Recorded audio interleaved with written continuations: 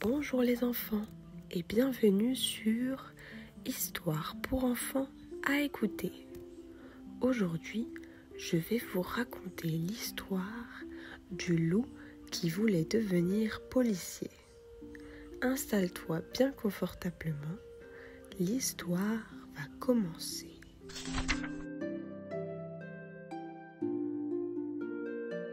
Dans une grande forêt remplie d'arbres majestueux, d'étangs scintillants et d'animaux malicieux, vivait un jeune loup nommé Léo. Mais Léo n'était pas un loup comme les autres. Alors que ses frères rêvaient de devenir les plus grands chasseurs de la meute, il n'aspirait qu'à une seule chose, devenir policier. Mais Léo, les loups ne deviennent pas policiers, riaient les renards. Tu devrais plutôt apprendre à courir vite pour attraper les lapins, ajoutaient les autres loups. Mais Léo ne les écoutait pas. Il voulait protéger les habitants de la forêt, régler les disputes et aider ceux qui étaient en danger.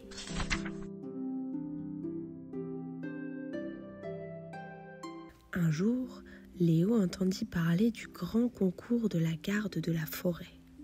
Chaque année, le hibou juge, maître de la sagesse, organisait une épreuve pour choisir un nouvel agent chargé de maintenir l'ordre et la paix dans la forêt.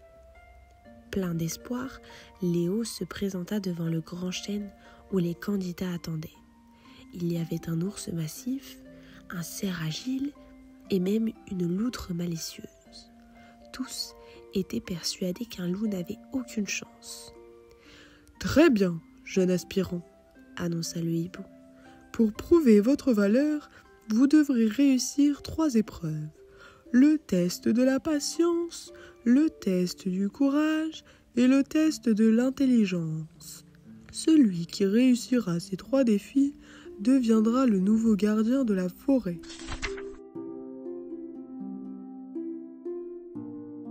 Pour la première épreuve, les candidats furent envoyés près d'un grand ruisseau où une grenouille facétieuse sautillait sur les pierres.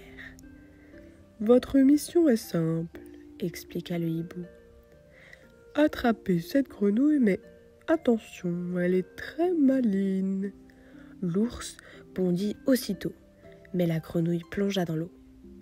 Le cerf tenta de la coincer entre 2 pierres, mais elle sauta plus loin. Quant à la loutre, elle glissa dans l'eau en riant. Léo, lui, observa attentivement la grenouille. Il attendit qu'elle s'arrête sur une grande feuille de nénuphar, puis s'approcha doucement. Il tendit sa patte et d'une voix calme « Je ne veux pas te faire de mal, je veux juste réussir l'épreuve. » Curieuse, la grenouille le fixa et, à la surprise générale, elle sauta dans sa patte. « Bien joué, Léo. La patience est une grande qualité pour un policier, » annonça le hibou.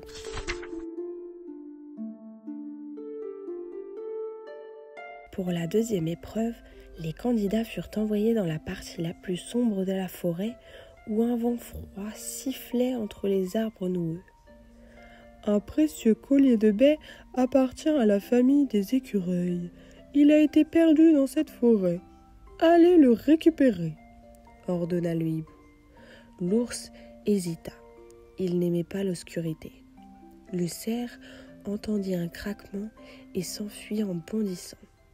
La loutre, elle, se faufila entre les arbres mais revint vite en frissonnant. Léo, lui, prit une grande inspiration et avança avec prudence. Il écouta les bruits, suivit les empreintes et finit par apercevoir un vieux tronc où brillaient quelques baies rouges. Il s'approcha lentement quand 2 yeux jaunes apparurent dans l'ombre. Un vieux renard sortit des buissons et grogna. « Ce collier est à moi maintenant !» Léo ne paniqua pas. Il resta calme et expliqua. « Ce collier appartient aux écureuils. Tu ne veux pas être un voleur, n'est-ce pas ?» Le renard hésita puis finit par soupirer et rendre le collier. Léo le rapporta fièrement au hibou qui hocha la tête avec admiration. « Bravo Léo, Un policier doit être courageux, mais aussi savoir parler aux autres pour résoudre les problèmes.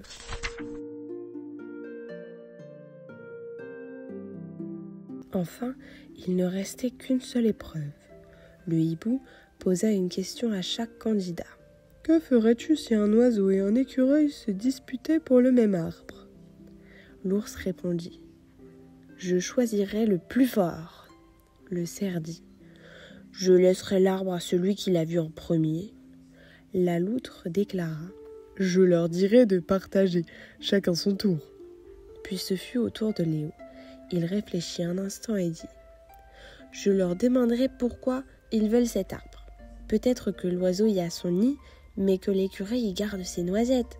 Dans ce cas, je chercherai un autre arbre proche pour les aider tous les deux. Un beau policier doit écouter avant de décider.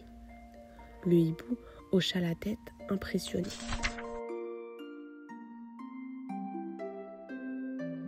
Après avoir évalué tous les candidats, le hibou annonça.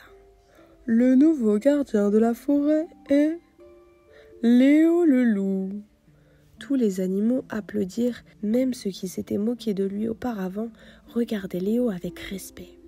Depuis ce jour, Léo devint le premier loup policier de la forêt.